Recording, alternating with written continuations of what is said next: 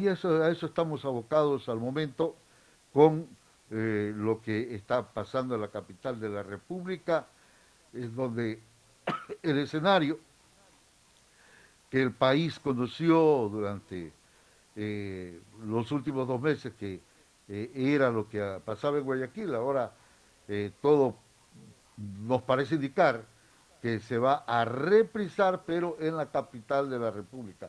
Y luego vendrán las demás provincias. Luego vendrán las demás provincias en las que, Esmeraldas, por ejemplo, si nosotros vamos al análisis de cómo se ha ido desarrollando esto en los últimos tiempos, eh, está en el segundo bloque, después de las que ya han pasado de más de 1.000 casos de contagio las provincias o acercándose a ellas, porque si ustedes miran el mapa, el, la infografía que publica diariamente el COE Nacional, en donde hay una división por colores de la provincia, yendo desde el violeta, que caracteriza a las provincias de Guayas y Pichincha, como las de mayor contagio en el país, va degradándose el color según el número de contagiados, y luego tenemos un color casi ocre, amarillento. En ese grupo está la provincia de Esmeralda, en un octavo lugar prácticamente, como, es decir, las provincias del segundo grupo, la que más cantidad de contagios tiene es Esmeralda. Y luego tenemos al final un color amarillo terroso claro, donde están las provincias que menos casos tienen y apenas se ubican a 4. ¿Estamos ya listos? Ya. Ya. Apenas se ubican a 4, que son Galápagos, Sucumbíos, Orellana y Morona, Santiago. ¿Estamos listos? Bueno, eh, queremos pedirles un poquito de paciencia. Estamos sobre la marcha también. Entiéndanos que esto es una primera conexión internacional que hacemos con este nuevo, aplicando tecnología nueva, y hay algunas dificultades. Estamos de un continente a otro, hay virtualmente, entiendo que 8 horas de diferencia entre Bélgica y el Ecuador, y vamos a sostener un diálogo. Perfecto. Buenos días, economista Rafael Correa Delgado. ¿Cómo se encuentra usted? ¿Cómo es su condición actual allá en Bélgica, donde está radicado? Un placer escucharlo nuevamente en la voz de su amigo. El placer es mío, ¿no? Perdone la demora, hubo un malentendido en el horario. Quería que era más tarde la entrevista y después para entrar también hubo problemas. Primero, gracias por esta entrevista, qué gusto a los tiempos, la voz del amigo, tanto recuerdo al amigo Carlos Saúl. Y yo estoy bien, gracias a Dios, con mi familia acá, pero muy preocupados, muy angustiados por lo que pasa en Ecuador, por lo que pasa en Esmeralda. Pero ya habrá oportunidad de hablar de aquello. En todo caso, muchas gracias por esta entrevista. Mi abrazo a todas, a todos, especialmente a aquellos que tienen un familiar fallecido, o las otras víctimas de esta crisis, como son los desempleados, ¿no? Un inmenso abrazo al pueblo ecuatoriano. Gracias, economista. Miren, dicen que los toros se ven mejor de lejos. ¿Cómo se ve de fuera a nuestro país en los tiempos actuales? Tristeza, ¿no? Tener que contestarle esa pregunta, porque las noticias no son buenas. Y son cosas objetivas, no es por este gobierno criminal que nos traicionó 3 años persiguiéndonos. Son cosas demasiado objetivas. O sea, aquí en Europa se presentaban los videos de los muertos insepultos en Guayaquil, demostrando lo que no tenía que hacerse en una crisis como la que estamos enfrentando.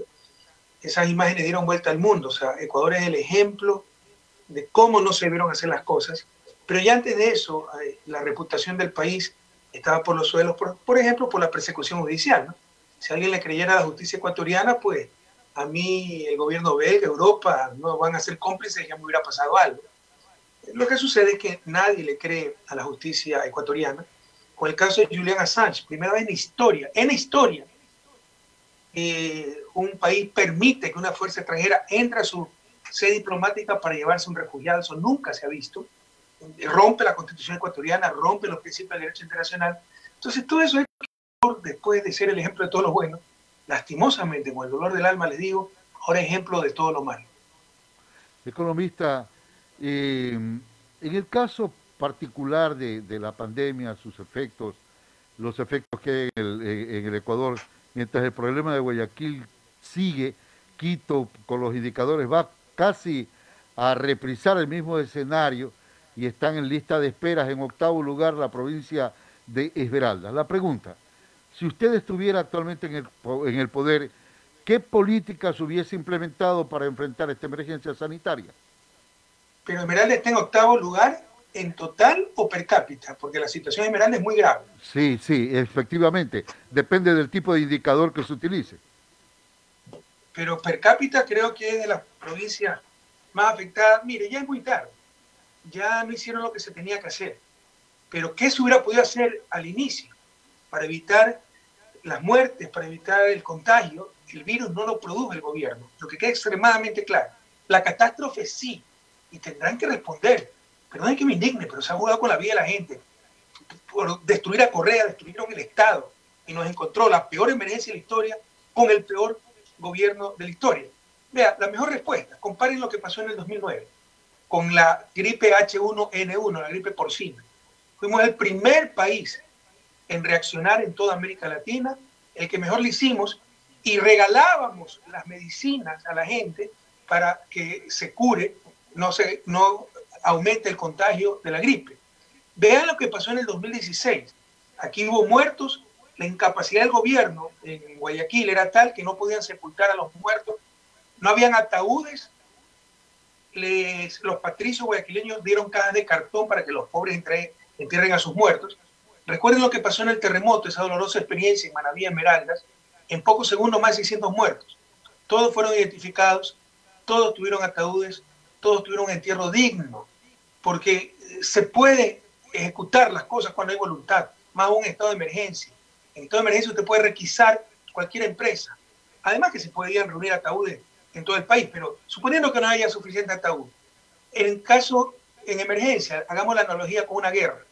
Tiene una empresa de ollas, faltan municiones para los soldados para defender la patria, requisa la empresa, le dice, usted me empieza a hacer municiones y veré cuándo y cómo le pago. Y se empiezan, en lugar de hacer ollas, a hacer municiones. Se pudo requisar una empresa de muebles y decir, haga ataúdes y que la gente tenga algo decente con que enterrar a sus muertos. Entonces esto es ineptitud. Están cosechando lo que sembraron 3 años. Mantuvieron un gobierno inepto, corrupto por destruir a Correa y no les importó destruir la patria y estamos llorando lágrimas de sangre. ¿Qué pasó? Ya no había Estado, no había gobierno, un gobierno ausente, un tipo inepto. El sistema de salud destrozado, le redujeron presupuesto, despidieron miles de funcionarios, acabaron el convenio con Cuba. Eso debe saber Esmeralda. En diciembre, 400 médicos cubanos regresaron a su país por el dogmatismo y el odio de esta gente. Entre ellos 72 especialistas en epidemias, epidemiólogos, ¿no? Tan necesarios en el momento actual. Y además repartieron los hospitales. Le aseguro que los hospitales de Esmeralda también deben estar repartidos a los asambleístas que nos traicionaron y vendieron su voto. Pero en Guayaquil tienen nombre y apellido los hospitales, se los dieron a los Bucarán. Todo un desastre. Y por último, ya estaba en desastre la economía. Entonces nos encontró en el peor momento con la peor emergencia, con el peor gobierno. Pero usted me dice, ¿qué hubiera hecho? Desde el inicio, ya de enero se tenían los protocolos dados por la Organización Mundial de la Salud. Enseguida, equipar los hospitales con respiradores, recontratar el personal médico que se había despedido. Enseguida traer centenas de miles de pruebas. No trajeron, dijeron que venían 2 millones y era mentira, ¿no? Enseguida hacer el plan de contingencia. Si la gente tiene que quedarse en aislamiento, tiene que tener comida, había que tener el plan de contingencia, llevar cajas de comida. Nada de eso hicieron. El virus no es culpa del gobierno. La catástrofe sí, por la negligencia criminal del gobierno. Economista, usted, bueno, yo le reconozco de la obra pública, usted construyó hospitales modernos, sobre todo con ambientes, en cuanto a los ambientes físicos se refiere. Pero ¿qué pasó, por ejemplo, con el caso de la empresa Enfarma, que nunca funcionó y ahora por tercera vez fue cerrada en este nuevo gobierno? ¿Y qué pasó también con el Instituto Izquieta Pérez? ¿Por qué no siguió funcionando? No, Izquieta Pérez es una gran mentira de la prensa, tenga cuidado. Ilquieta Pérez lo que se hizo fue dividirlo. Cuando yo llegué, el Ilquieta Pérez estaba en ruinas. No me lo contaron, yo lo vi. Se suponía que era de investigación. Créanme que los ratones corrían por las oficinas, todo arrumado, equipos viejos, no tenía investigadores. Y se dedicaba a hacer exámenes, a dar servicio, cuando debió dedicarse a la investigación. Y bueno, puede dar servicio coordinado a la investigación, y apoyo a la investigación, ¿no? Para detectar enfermedades. Estaban haciendo Papa Nicolau, creo. O sea, era algo de Ripley, no de risa. Lo que se hizo fue técnicamente dividirlo en dos partes. Dejar una parte, servicio, que es el que hace registro sanitario y todas esas cosas, y otra parte el INSPI, Instituto Nacional de Investigación de Salud Pública, ¿no? Que se lo equipó con máquinas, con médicos, y como se cambió el nombre y hubo esa división, dicen que ha desaparecido. O sea, eso es otra de las tantas mentiras. En Pharma fue un intento, pero para eso hay que continuar, para producir nuestra propia medicina, al menos medicina básica. Pero nada de eso. Hubo problemas al inicio de mi gobierno. No todas las cosas pueden salir bien. Esa es la lucha por el desarrollo, ¿no? Pero se debió continuar con los esfuerzos para tener producción propia de medicina, para incluso coordinar la adquisición de insumos para producir, porque muchas veces la medicina es maquila. Se compran los químicos, que es lo que no se puede producir, se produce en pocos países, y se arma la cápsula, el envase, todo en Ecuador. Ni eso podemos hacer. Entonces, eso era en Pharma, pero lastimosamente no continuaron los esfuerzos. Pero la Ilquieta Pérez es una gran mentira, no revise eso, es una calumnia más. Economista, dicen que mal de muchos, consuelo de tontos, pero si comparamos, por ejemplo, las cifras de lo que está pasando en el Ecuador en la pandemia con las de Bélgica, que tiene 11.450.000 habitantes y una realidad cultural, económica, tecnológica, productiva, diametralmente opuesta a la del Ecuador. Sin embargo, sus cifras actuales tomadas del portal John Hopkins a esta hora del día, Bélgica tiene 55.791 infectados, 9.108 muertos, 14.687 pacientes recuperados. Las cifras de Ecuador son 35.606 infectados a esta hora del día, 35.582 infectados, 2.799 muertos, pero hay que sumar los casi 1.700 probables fallecidos y no se reconoce casi 9.300 muertos que no calan en las cifras y hay 15.445 fallecidos. Bélgica tiene, por ejemplo, un sistema médico mucho más moderno, supervisado por 6 ministerios simultáneamente. ¿Por qué esta diferencia de cifras? Primero, no es verdad que Ecuador tiene 2.000 muertos, ¿no? Pónganse a pensar cómo va a tener 2.000 muertos, 17 millones de habitantes y todo el mundo tiene un muerto cercano. Es imposible. En verdad son más de 15.000. Pero como no hacen las pruebas, no se registran los muertos por coronavirus. Bélgica hizo exactamente lo contrario, es el único país del mundo. Por eso le están criticando aquí al gobierno. Pero en buena hora que se exagere. El que es sospechoso, así no se haya podido hacer la prueba, ya lo ponen como muerto del coronavirus. Primer factor. Entonces está exagerando las cifras, que de todos modos son muy inferiores, totales y per cápita, a la del Ecuador. Lo que pasa es que Ecuador está engañando, el gobierno está engañando. No hacen pruebas. Es evidente que se murió alguien por coronavirus, pero no lo ponen como muerto por la pandemia. Primera cosa. Segunda cosa, Bélgica tiene una población mucho más vieja que Ecuador. Lo que sí ha pasado aquí es que aquí hay muchas casas para ancianos. Los ancianos, como el nivel de vida es alto, van y tienen sitios donde hay apartamentitos con enfermeros, le dan la comida, y viven 100, 120 personas muy bien, pero todas ancianas. Bueno, hay casas para ancianos donde están desiertas, todos murieron, porque la tasa de mortalidad entre los ancianos ha sido altísima. Segundo factor. Tercer factor, recuerda que acá la pandemia llegó un mes antes. Es decir, acá ahí está lo que va a pasar después de un mes en Ecuador. Entonces vamos a ver cuántos muertos Ecuador tiene después de un mes, o va a seguir subiendo, mientras que acá están controlando la pandemia. Y un último, más que factor, un detalle importantísimo. Pese a todo eso, acá está ocupado el 30% de la capacidad hospitalaria. O sea, están controlando la parte curativa de la pandemia. En Ecuador, en Esmeraldas, en Machala, en Guayaquil, ya mismo en Quito, está colapsado el sistema de salud. Entonces, la situación es mucho más grave, no se engañen con eso, es mucho más grave en Ecuador. Economista, otro aspecto que es digno de reconocerlo, siendo objetivos, es el hecho de que usted modernizó la administración pública incorporando la tecnología moderna, las TICs. Y eso ha sido de una gran ayuda en estos momentos actuales, pero también ha evidenciado precisamente esa no conformidad de datos públicos interinstitucionales. Una cosa es lo que informa el COE Nacional y otra cosa lo que informa, por ejemplo, el registro civil. ¿Qué lectura le da esto? Bueno, ellos están falseando las cifras y ellos desbarataron todo el sistema que nosotros habíamos hecho. Por ejemplo, el Instituto Nacional de Estadística y Censo era adscrito al CEMPLADES.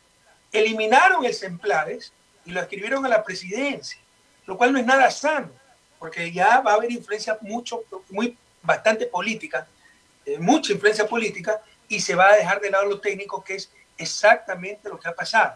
Ecuador ha tenido un retroceso en estadística, nadie les cree, ¿no? Y por eso incluso el Fondo Monetario le suspendió un desembolso en diciembre al gobierno, entre otras cosas por falsear deuda pública, que para hacernos daño y para perseguirnos, a nosotros, dijeron que era 60.000 millones de dólares y el país está sobreendeudado. Aquí están las cifras oficiales, que se las exhibió el Fondo Monetario. Eran 38.000 millones. Nos metieron hasta juicio penal. CELI nos metió un juicio penal por haber roto el límite de deuda del 40% deuda PIB, que si se lo hubiera roto no es penal, pero no es verdad. Aquí dice 38.2%, le estoy dando las cifras finales del 2016. Deuda externa, 25.000 millones de dólares. Ahora sí la deuda externa es 40.000 millones. 15.000 millones más en deuda externa y el total de deuda ha pasado a 54.000 millones. 16.000 millones más en total. Y esto es cortado el 2019, sin la crisis del 2020. Y no han hecho un puesto de alumbrado público. Con nosotros la deuda externa en 10 años aumentó 15.000 millones.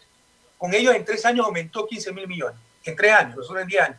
Pero nosotros en 10 años sembramos de obra el país, los puentes, las carreteras de Esmeraldas, el Malecón de Las Palmas, el Centro de Atención Ciudadana, el ECU 911, el puerto artesanal y tantas obras más.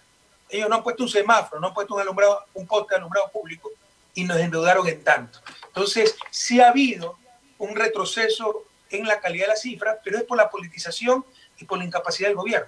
Sin embargo, economistas, si nosotros utilizamos un mismo punto de referencia respecto de las finanzas públicas, usted manejó un precio del barril de petróleo muy superior a lo que actualmente es el precio internacional del petróleo ecuatoriano. Yo no estoy diciendo que no es una crisis gravísima, es la peor emergencia en la historia del país. Lo que estoy diciendo es que se lo ha manejado muy mal y con el peor gobierno, pero recuerde, están utilizando los años 2011, 2012, donde el precio estuvo muy alto. El 2009 estuvo a menos de 30 dólares. El 2016, con terremoto, estuvo a menos de 20 dólares. Y salimos adelante sin aumentar pobreza, sin aumentar desigualdad. Y ya al final del año la economía estaba reactivada a tal punto que en el 2017 crecimos 2.8%. A este gobierno se le entregó el país con los problemas subsanados y con una economía reactivada. Claro, no éramos Suiza, siempre va a seguir existiendo problemas, pero para los mediocres jamás habrá mesa servida. Pero los principales problemas, las urgencias, se habían resuelto. Entonces, no es que siempre tuvimos el precio del petróleo alto y no es que estamos negando que la situación es gravísima.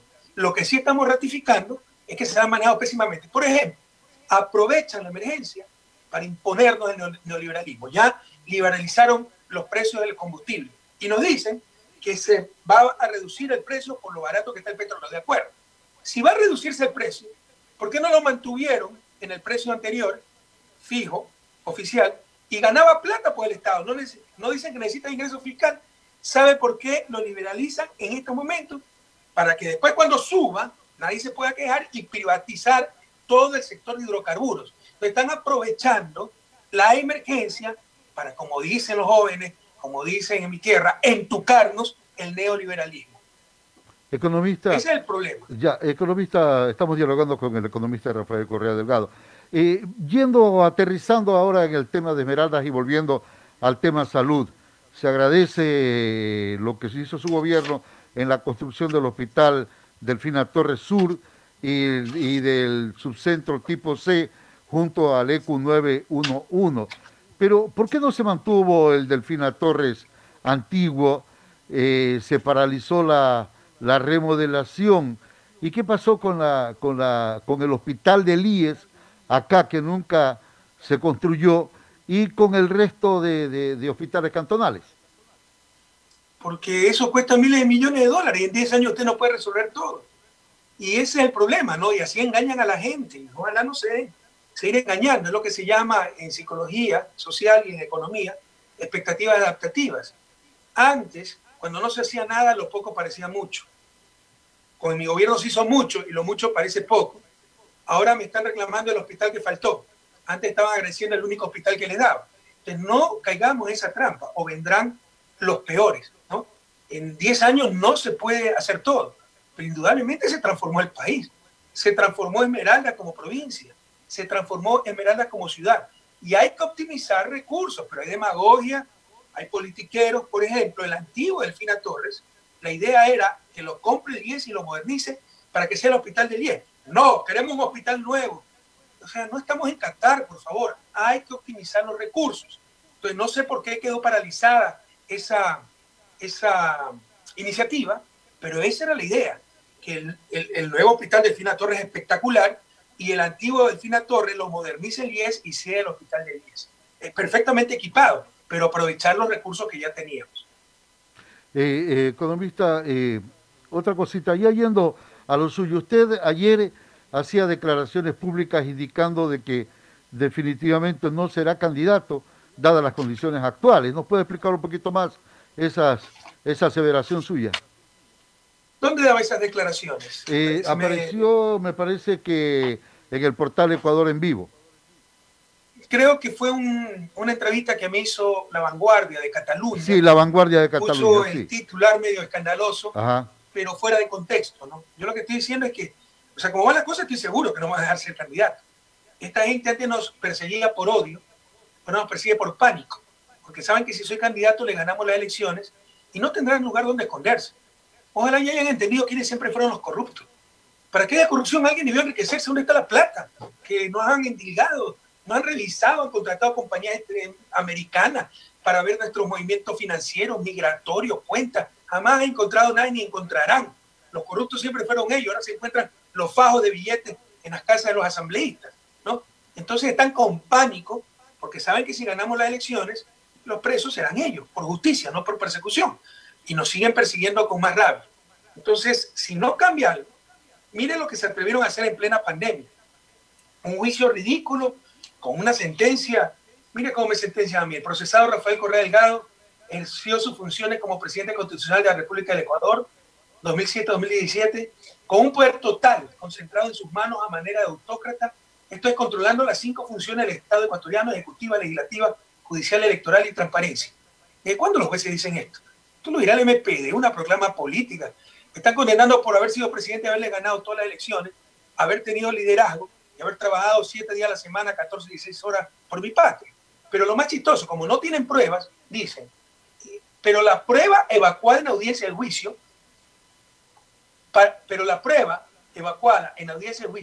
resultó incontrovertible para determinar que el procesado Rafael Correa Delgado hizo surgir sobre un grupo de personas, específicamente sobre un grupo de funcionarios públicos de su entera confianza, mediante un influjo psíquico, la resolución de realizar el injusto de cohecho. Me pone como autor inmediato del supuesto cohecho, que no existe. Además, cohecho es gente inocente perseguida, porque he tenido un influjo psíquico sobre ellos. ¿Se imagina esta ridiculez? Si se atreven a hacer esto, esta es la sentencia, página 384, por eso me condenan, por influjo psíquico, me ponen como autor, ¿no? Intelectual, ahora se llama autor inmediato. Si eso se atreven a hacer, una sentencia tan ridícula, en plena pandemia, rompiendo el estado de excepción, arriesgando a jueces, periodistas, abogados, acusados a contagiarse, son capaces de hacer cualquier cosa en apelación, en la casación. Entonces nosotros no tenemos ninguna esperanza en la justicia ecuatoriana, sí, a nivel internacional, y por ahí pueden salir algunas cosas. Entonces, por esto, sí, me sentencian antes de las elecciones, que es la prisa que tienen para impedirme ser candidato. Entonces, a eso me refería en esa entrevista. Ahora, si eso ocurre, como usted lo está admitiendo, ¿cuál sería el futuro de su partido político de cara a lo inmediato, las próximas elecciones presidenciales dentro de menos de un año? El futuro de mi partido político no importa, compañero. Eso no se entiende. Es que la política ecuatoriana es tan mediocre que no se entiende eso. Si queremos hacer política verdadera, honesta en Ecuador, es para sacar al país de su desarrollo. Créame que si Moreno hubiera hecho bien las cosas, sería el primero en apoyarlo. Si Nebot, la derecha, fuera la solución, que esta pandemia nos está dando la razón histórica. Recuerden que dijeron que hacer hospitales de 500 camas era populismo, que lo correcto era telemedicina, que hacer escuelas del milenio eran elefantes blancos, lo correcto eran las escuelas comunitarias de un solo docente para condenar a los pobres a la peor educación, que hacer carreteras era para la guerrilla y narcotráfico, el eje binacional con Colombia, el puente, era tan evidente que era el tercer eje vial, y 3 años nos engañaron que era un puente a ningún lado, de locos, de cómplices de la FARC y de la guerrilla, ¿no? Entonces, esta pandemia nos ha dado la razón. Los países más neoliberales, el presidente francés, Macron, banquero, neoliberal, ya tuvo que reconocer que la salud debe ser un bien público, no puede ser una mercancía, que la agricultura no puede estar en manos del mercado, porque es la vida misma, la alimentación, ¿no? Pero en todo caso, si hubiera habido alguien de derecha que hubiese hecho bien las cosas, sería el primero a apoyarlo. O sea, a mí, yo no actúo por mi ideología, actúo por el bien de la gente. Pero sabemos que tenemos la verdad, sabemos que tenemos la razón, lo demostramos 2007-2017. ¿Cuándo ustedes esmeraldeños vivían mejor? ¿Ahora o entre el 2007 y 2017? Tan sencillo como eso. Entonces, lo importante es sacar al país de la pobreza, sacarlo de su desarrollo. Llevamos 2 siglos en su desarrollo. E íbamos a esa línea. Y aquí no hay discusión tampoco, por favor. Revisen los reportes del Banco Mundial. En mi gobierno pasamos de un país de renta baja a un país de renta media. Las Naciones Unidas nos reclasificó de un país de desarrollo humano medio a desarrollo humano alto. Ni yo estoy de acuerdo con eso. Creo que es demasiado. Creo que todavía nos falta, ¿no? La infraestructura, pasamos de ser de los últimos países en infraestructura general al segundo puesto en América Latina después de Panamá. Y en vialidad al segundo puesto solamente por detrás de Chile. Y en energía, en profundización del Internet, en avance educativo, le puedo dar todos los reportes objetivamente. Entonces, se trata de retomar la senda del desarrollo. No es mi partido político, no soy yo. A mí no me interesaba ser candidato. Si lo hubiera querido ser, me hubiera lanzado pues, de candidato 2017. Quería volver con mi familia. 25 años vivimos en Ecuador, mi familia es binacional.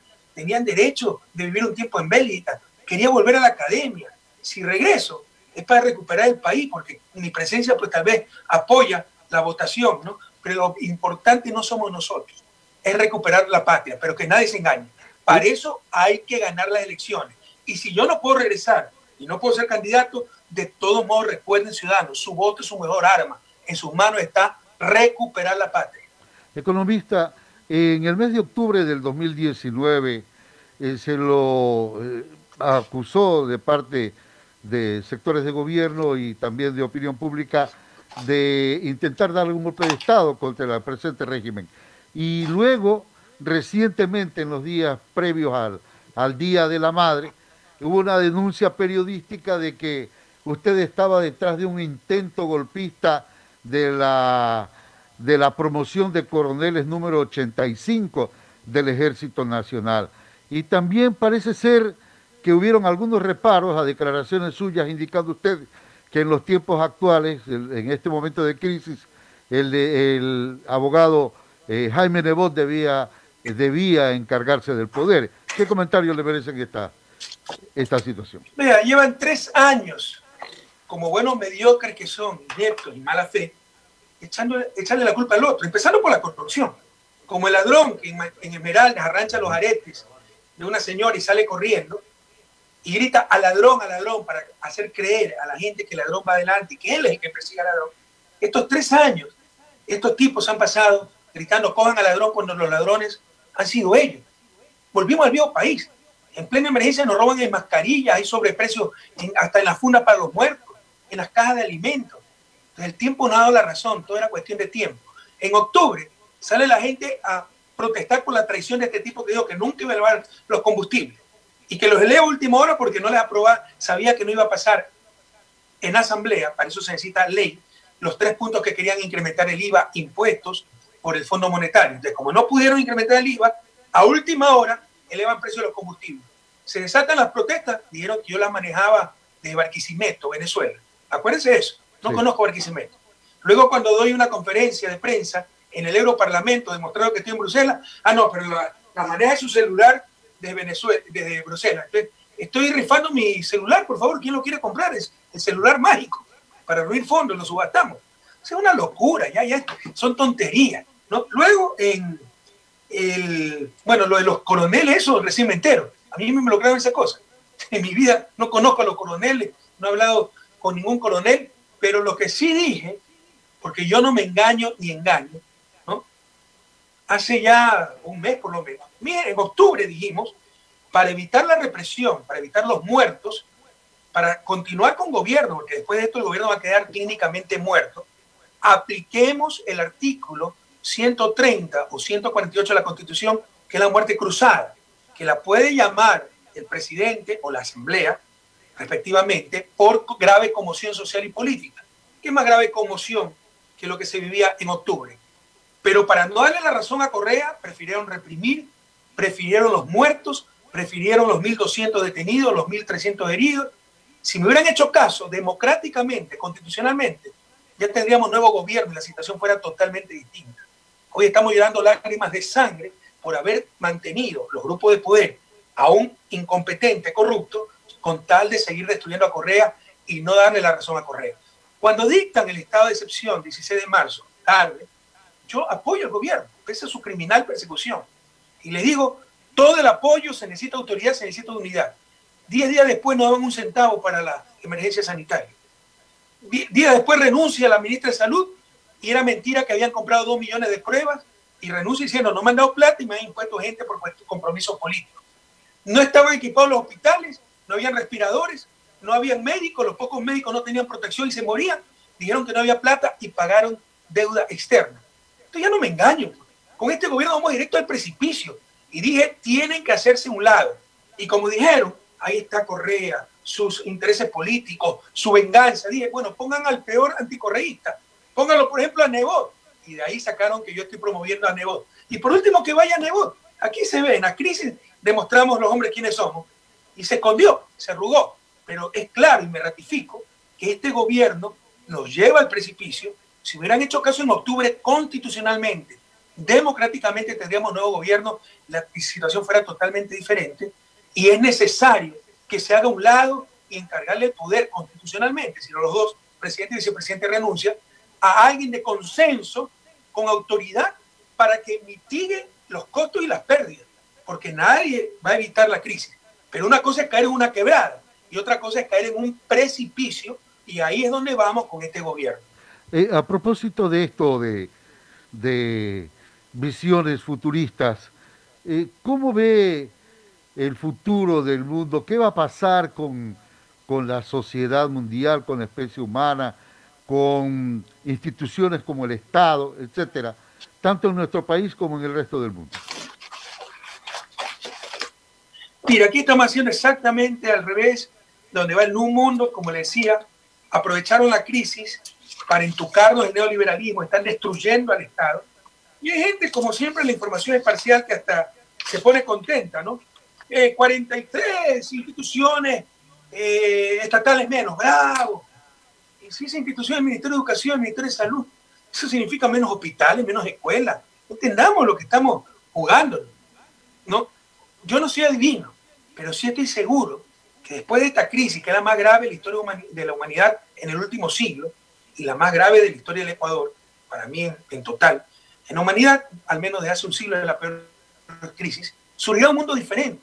Y creo que un mundo mejor, porque nos deja grandes y graves y duras enseñanzas. Por ejemplo, lo que ya le decía, que la salud no puede ser una mercancía, que tiene plata se cura, el que no tiene se muere, sino un derecho. Y si los que no lo creían por egoísmo, ¿no? Incluso por egoísmo deben creerlo ahora, porque esta pandemia le ha enseñado que si se infecta el pobre, también se infecta el rico y los dos se mueren. Entonces, para que le vaya bien al rico, el pobre debe tener acceso a salud. Entonces, por ejemplo, eso es importante, la salud como derecho. Si hay derechos, ¿quién los garantiza? El Estado. El importante rol del Estado en la sociedad, en la vida económica. ¿Y el Estado qué es? El instrumento a través del cual la sociedad realiza su acción colectiva. Entonces, la importancia de la acción colectiva. Esto nos ha enseñado que esta ideología basada en individualismo, yo solito busco mi bienestar y no me interesa el resto, no tiene sentido, porque estamos en un mundo interdependiente. Todas mis acciones recaen sobre terceros y viceversa. Las acciones de los otros recaen sobre mí. Si alguien se infecta, me infecto yo también. Entonces debemos actuar en conjunto, individualmente, por supuesto. Somos personas, pero también somos sociedad. Esto rescata la importancia de la acción colectiva. ¿Cómo decide una sociedad la acción colectiva? Por medio de la política. Usted puede definir la política como la forma racional en que una sociedad toma sus decisiones de acción colectiva y las ejecuta a través de esa representación institucionalizada llamada Estado. Esto nos enseña la importancia de la política, pero la buena política. Si el problema no es la política, es la mala política y los malos políticos. Y lastimosamente de eso estamos repletos en Ecuador. Entonces yo creo que va a salir un mundo diferente, donde se le asigna nuevamente un importante rol al Estado, donde se establezcan derechos, donde se rescate la acción colectiva, la política, porque mire, si quiere de otro punto de vista, se nos derrumbó el mercado, la gente no puede trabajar, sin embargo hay producción de alimentos, hay gente que tiene hambre. Antes eso se coordinaba por medio del dinero. El que tiene hambre compra los alimentos, el que tiene los alimentos le vende al que tiene hambre. Se desplomó, no hay circulante, la gente no puede trabajar, pero sí hay producción. ¿Cómo se coordina eso? Se requieren mecanismos alternativos al mercado y esa es la política, las políticas públicas y la acción colectiva. Y a nivel global nos ha enseñado que ahora tenemos un gran mercado, la globalización, un gran mercado. Se necesita gobernanza a nivel mundial para poder tener acción colectiva a nivel mundial y juntos poder enfrentar peligros mundiales como el que estamos viendo, el de la pandemia. Entonces, yo creo que va a salir un mundo diferente y Dios quiera un mundo mejor después de esta grave crisis. Economista, ¿cree usted que hay posibilidad para dar pábulo a los que tienen fe en las teorías de la conspiración que en estos días hablan de que los verdaderos poderes mundiales de rostro oculto piensan establecer un nuevo orden mundial? No, mire, siempre en estas crisis, y sin crisis también, ¿no? Hay gente que da rienda suelta a su imaginación. Y no, la imaginación es buena, siempre y cuando haya sustento y se tenga recta intención, ¿no? Pero hay cualquier disparate. Usted puede entrar a Google y hay gente que le demuestra que la Tierra es plana, pero le demuestra que la Tierra es plana. Entre Google, Tierra plana. Hay gente que niega que se llegó a la Luna. Hay gente que cree que los atentados del 11 de septiembre del 2001 en Estados Unidos fueron un autoatentado y fueron ataques con misiles y se escribieron libros. De cualquier cosa se puede decir que algunos compran esas cosas, entonces es buen negocio también, ¿no? Pero yo no creo en la teoría de la conspiración ni del complot, a no ser que se presenten pruebas, ¿no? Que no sea fruto de pura imaginación. Ahora, economista, quería preguntarle a usted, ¿cómo se considera respecto de otros personajes históricos que, habiendo detentado los máximos poderes, o el máximo poder del Estado, debieron luego salir al exilio, estar condenados al ostracismo? El caso del gran ausente yo no he salido al exilio, eso no es verdad. Ajá. Yo salí con 70% de apoyo popular, sin una infracción de tránsito el 10 de julio. Lo había anunciado 2 años antes, porque mi familia es binacional. En octubre o noviembre, un gabinete binacional moreno en Perú dice, ojalá veamos a Correa pronto preso o algo parecido. Y me empezaron a llevar los juicios. Con el 7 veces sí, ojalá se den cuenta ya del engaño. Se apoderaron del Estado, mantuvieron un contralor que es un delincuente, pusieron una Diana Salazar con una corrupta para que nos persiguiera, se apoderaron de cortes y arreció aún más la persecución. Pero yo no es que salí al exilio, vine a vivir acá con todos mis documentos en regla, sin una infracción de tránsito, y estoy dando cara a la justicia, cuidado. Yo estoy bajo la jurisdicción del Estado belga, porque estaba viviendo aquí. Si hubiera estado viviendo en Ecuador me defendía, porque estaba bajo la jurisdicción del Estado ecuatoriano, me defendía allá. Estaba viviendo aquí y me estoy defendiendo en función de las leyes del Estado belga, y le estamos ganando absolutamente todo. Entonces ahora van a venir con el cuento que el Estado belga es correísta, que Europa es correísta. Es porque nadie cree en la justicia ecuatoriana y es más que evidente que se trata de una persecución política, pero todo es cuestión de tiempo. Vean lo que le pasó a Luis Alfaro, yo no soy ni la sombra de Alfaro. Entonces le va a derrumbar, ¿no? Y si tienen éxito a nivel nacional, se le va a derrumbar a nivel internacional. Y verá cómo, ya el presente, somos la principal fuerza política, pero sobre todo el futuro pondrá las cosas en su lugar. Moreno irá al basurero de la historia, ya está en el basurero de la historia, y verá inmerecidamente el sitio que no es a nosotros, porque nunca hemos buscado eso, tan solo hemos buscado servir a nuestro pueblo. Entonces, ¿no es cierto lo que algunos sectores aseveran de que usted optaría por el atajo político de un cambio de régimen para buscar arreglar su situación judicial dentro de Ecuador? ¿Por qué tengo que arreglar? Pues cualquier juez es honesto, ¿no? Pero mire lo que pasó en el juicio este soborno. Un día antes se evidencian los documentos donde el presidente del tribunal puesto a dedo, Iván León, está coordinando con la secretaria de Fiscalía, eso es fraude procesal, pero están los documentos, la prensa no lo ha publicado, está en la página web, los que sean acuciosos y quieran verificar lo que les digo, justiciaamarrada.org, justiciaamarrada.org, ahí se ve el fraude procesal. Cuando ven un juez honesto, todo esto se le derrumba, pero lamentablemente como la justicia está tomada, tal vez tengan éxito a nivel nacional, no lo va a tener a nivel internacional. Entonces sí, esto va a cambiar cuando cambie la situación política. Yo no estoy pidiendo que se vaya este gobierno nefasto para arreglar mi situación judicial. Nosotros se la vamos a ganar y verán la historia lo que va a decir. Verán los jóvenes que me escuchan, vivirán más que nosotros y verán la historia cómo pondrá las cosas en su lugar. Estamos hablando de que ese gobierno se tiene que ir porque vamos directo al precipicio. Somos el país que peor ha manejado la pandemia en América Latina y probablemente en el mundo entero. Y lo peor está por venir. Seguirá la crisis sanitaria y se nos viene una crisis económica gigantesca.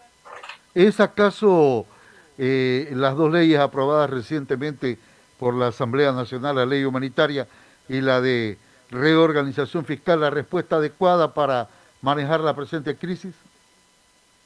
No son ni adecuadas ni respuestas. O sea, la ley llamada ayuda humanitaria, o sea, es un cruel eufemismo ese nombre, donde debieron poner la ley de la masacre de los trabajadores, algo así. No le cobra 20 centavos, pueblo ecuatoriano, pueblo esmeraldeño. Recuerden lo que hicimos en el 2016. Pusimos un impuesto de 0.9% a la fortuna de más de $1 millón. Recuerden lo que ha pasado en el país. Ya el año pasado decrecimos. O sea, ya la economía estaba despedazada antes de la pandemia por mal manejo de este gobierno, por el neoliberalismo, por reducir impuestos, por ejemplo, al papel periódico para congraciarse con el universo, con el comercio, por reducir aranceles para congraciarse con los importadores. Estamos botando las divisas, los dólares del petróleo para importar hasta Nutella. Pero el año pasado decrecimos. Tal vez a la voz de su amigo le fue mal, al tendero que me escucha le fue mal, al joven que no encuentra trabajo le fue mal, pero a los banqueros les fue mejor que nunca, rompieron récord en utilidades. Eso es una aberración. Los bancos, el año pasado, la economía decreció 0.5% y los bancos ganaron más de $600 millones. Más de $600 millones que nos mandaron fuera del país. Hemos perdido nuestra capacidad de asombro. Como economista le digo, eso es imposible. Eso significa que están cogobernando y en lugar de hacer políticas para el bien público, están haciendo políticas para su bolsillo, porque hacen decrecer al resto y ellos rompen récord en utilidades. Bueno, a esa gente no se les cobra 20 centavos. No se les cobra 20 centavos a las empresas que tienen registradas en paraísos fiscales y que tienen bienes inmuebles en Ecuador. No se les cobra 20 centavos a los más ricos. Pero sí se dice a los trabajadores, usted arregla con sus patrones, es decir, la lucha de David contra Goliat. Sí se dice en esa ley a los deudores, hagan acuerdos bilaterales con los acreedores, es decir, van a ser masacrados, los van a declarar insolventes, le van a quitar la garantía, cuando ahí debió ser política pública. Para eso tenemos gobierno, para eso tenemos estado de excepción. Nadie puede despedir trabajadores, nadie puede ejecutar garantías, nadie puede declarar insolvente a un deudor. Y por supuesto, hacer el programa, que lo han anunciado hoy día y mañana, pero muy tibiamente, se lo debió haber hecho hace un mes, para respaldar a las empresas, porque tampoco se le puede pedir a la empresa, al restaurante que no abre y que tiene 6 trabajadores, que siga pagando trabajadores. Hay que darle a ese restaurante o al dueño, ¿no?, un crédito blando a largo plazo o un copago para la plantilla de trabajadores. Se debe hacer un programa financiado con los impuestos que le digo, más muchas otras fuentes, para preservar empresas y preservar empleos. Han perdido 150.000 puestos de trabajo y se perderán decenas de miles más. Y eso puede llevarse el IES, porque dejan de aportar al IES y al mismo tiempo acceden a un seguro de desempleo del IES que lo desfinanciaron. Por ejemplo, estaba financiado parcialmente con las utilidades de las telefónicas que eran estratosféricas, todo eso eliminaron. Entonces la fórmula del desastre, es muy grave la situación. Entonces la ayuda humanitaria no tiene nada. Y la otra ley no tiene nada que ver con la emergencia. Como le dije, aprovecharon la emergencia para entucarnos el neoliberalismo, lo que intentaron desde el primer día con su traición. Ya se negó esa ley en diciembre del año pasado, en noviembre. La negó para que vea que no era una ley de emergencia o la emergencia sanitaria. La volvieron a presentar. ¿Qué dice esa ley? Facilita las privatizaciones, ¿no? Volvemos a los contratos de participación petrolera, es decir, que se lleva el petróleo, la petrolera privada y el Estado sea un extraño en sus propios campos petroleros. Y centraliza todo en el Ministerio de Finanzas. ya no hay planificación, ya no hay programa de desarrollo, ya no hay objetivo del milenio. Es lo que diga el ministro de Finanzas en función de lo que le ordene el Fondo Monetario. Es una ley muy grave que vuelve a establecer las políticas de los 90, las políticas antes del 2006, antes que llegue la Revolución Ciudadana, que nos llevaron a esa crisis, no nos llevaron a ningún lado. ¿O cuando la gente vivía mejor? Ahora, con el neoliberalismo, hasta el 2005 con el neoliberalismo, o 2006, o entre el 2007 y 2017 con la Revolución Ciudadana. Economista, la coincidencia en la votación entre correístas y socialcristianos a propósito de estas dos leyes, ¿significará acaso algún acuerdo futuro político a futuro, tal vez para las próximas elecciones? No, ellos se están enancando. Saben que el gobierno es un cadáver político. Entonces se están enancando en la supuesta oposición, haciendo cálculos electorales. Pero lo único que siempre nos hemos opuesto a este gobierno, que hemos sido perseguidos. Hay gente honesta encarcelada como Jorge Glass. ¿Dónde está la plata de Jorge Glass, por favor? No puede haber corrupción si no hay alguien que haya lucrado. ¿Dónde está el dinero? ¿Dónde está el que se haya enriquecido? Pero pruébenlo. No vengan con cuentos, pruébenlo, ¿no? Entonces, los perseguidos, los traicionados, el programa de gobierno que fue echado a la basura fue el nuestro. Partido Social Cristiano ha cogobernado, pero como se acercan las elecciones, ahí se quieren hacer pasar por oposición. Nadie se engaña. Lo único que hemos hecho oposición a este gobierno y por eso hemos sido criminalmente perseguidos, somos los de la Revolución Ciudadana, y no por oponernos, sino que ganado el programa de la Revolución Ciudadana, esa política que dieron tanta prosperidad hasta el 2017, y lo echaron a la basura y adoptaron el programa de Creo, el neoliberalismo, y mire dónde estamos en este momento. Hace 3 años inauguramos escuelas del milenio, puentes, hidroeléctricas, ahora inauguramos cementerios, hablamos de construir fuerzas comunes. Hace 3 años Ecuador era ejemplo de todo lo bueno, ahora somos ejemplo de todo lo malo. Economista, le dejamos para que exprese alguna cosa más que haya deseado de darle como mensaje al pueblo ecuatoriano y esmeraldeño en particular. No, agradecerle mucho esta entrevista, su profesionalismo. Vea, usted tiene que reconocer el blindaje mediático que hemos tenido. Cuando se nos hablaba de libertad de prensa, todo es una gran mentira. Como todos, no han hecho el mundo al revés. Hablaron de diálogo, era el reparto de la patria, los hospitales, la educación bilingüe, las aduanas, el Ministerio de Finanzas, la Superintendencia de Bancos, todo lo han repartido, CENESID, a las universidades privadas. Cuando el mundo al revés, resulta que las escuelas del milenio eran los malos y las escuelas unidocentes, un solo maestro para todos los grados, eso ha sido lo bueno. Entonces, nos hablaban de libertad, cuando ha habido más represión que nunca. En octubre, en un día, lanzaron más bombas lacrimógenas que en 10 años de mi gobierno. Esa es la realidad, esos son los hechos objetivos, y se le derrumban todas las mentiras. Hablaron de libertad y estamos proscritos, impedidos de hablar en medios de comunicación. El día de ayer han tratado de boicotear 2 entrevistas mías. La una la suspendieron, ya en el aire, en Radio Centro. Una radio de Quito que llega a la clase media, llamó el dueño, Álvarez, a decir que corten la entrevista y a los 15 minutos, una entrevista de 1 hora, la cortaron. Esa es la libertad, los años de libertad que vivimos. Pero en todo caso, le agradezco mucho este espacio. Me trae muy buenos recuerdos. Yo estimaba mucho a don Carlos Saúl, una buena persona. Sé que él fue cercano al Partido Social Cristiano, pero a mí me unen más principios, valores, que ver una buena persona que ideología. Ideología es algo deseable, pero lo fundamental son esos principios, esos valores, y ser buena persona. Sobre todo los políticos, debemos ser buenas personas, buenos hombres, buenos amigos, buenos seres humanos, buenos ciudadanos. Entonces, esto me trae muy buenos recuerdos. Obviamente, la gran alegría de comunicarme con los esmeraldeños, provincia a la que quiero mucho y creo que servimos de gran manera. Solo decirles, mire, quisiera traer buenas noticias. No puedo engañar. Soy economista, soy profesional.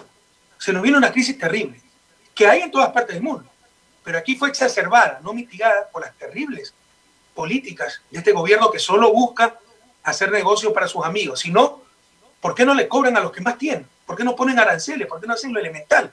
Control de salida de capitales para proteger la dolarización. Entonces, están protegiendo solo sus negocios. Se nos viene una crisis muy grave, la crisis sanitaria continuará, ha sido muy dolorosa y ha habido negligencia criminal.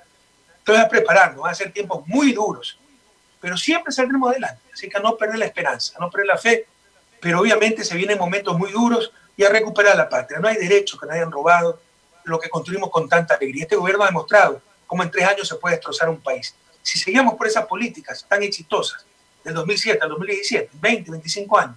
Yo soy experto en eso. Salíamos del subdesarrollo. Nos retrasaron 20 años. Pero a ver hacia adelante, ya no perder la esperanza. Cuídense, cuídense ustedes, cuiden sus familias, cuiden Esmeraldas, cuiden a la patria entera. Y nuevamente, muchas gracias por esta entrevista. Mi abrazo solidario y cariñoso para todas y todos. Muchas gracias al economista Rafael Correa Delgado, que nos ha concedido esta entrevista. Entiéndase, entrevista, no debate. Si alguien espera que yo me ponga con dimes y diretes con el presidente, el escenario es otra y la modalidad es otra.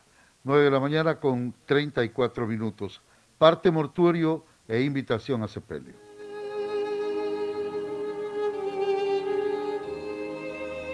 La esposa Gloria Armijos de Chalén, ya fallecida, los padres Jorge Chalén y Conchita Cedeño, ya fallecidos, los hijos Alexandra, Vicente, Víctor, Verónica Chalén Armijos, Richard Chalén Segura y Walter Cherres, hijos políticos Roberto Cano, Pilar Flores, Blanca Díaz, Lenín Neira y Roxana Ronquillo, nietos Gabriel Chalén, Dana y Vicente Chalén Flores, Michael Giler Chalén, Naya y Víctor Neira Chalén y demás familiares de quien en vida fue señor licenciado Vicente Washington Chalén Cedeño.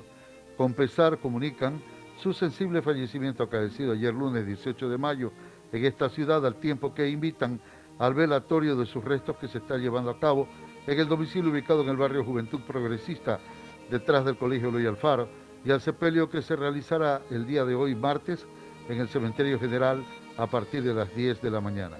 Por vuestra asistencia a estos actos de fe y piedad cristiana, los familiares de quien en vida fue licenciado Vicente Washington Chalén Cedeño quedan eternamente agradecidos. Que haya paz en su tumba recién abierta.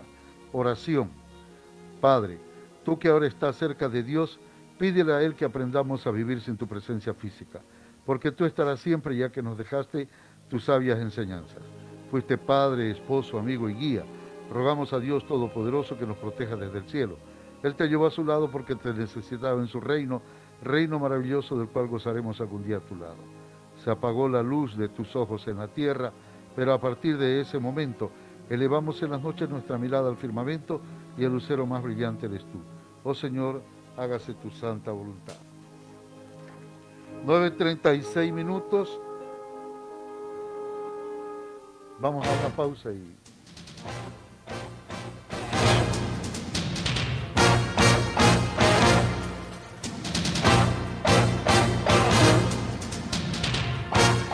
Amigos, vamos a despedir aquí la presente edición de Opinión Popular. Tenemos una entrevista a continuación. Me despido deseándole nuevamente un feliz cumpleaños a Anisa Bonilla Quiñones, junto con su esposo, sus hijos, sus nietos, hermanos, su padre. Que pase un lindo día. Felicidades de parte de sus suegros, de sus cuñados y cuñadas, sobrinos, y en particular de Osvaldo y Silvia. Hasta el día de mañana, amigos. Muy buenos días.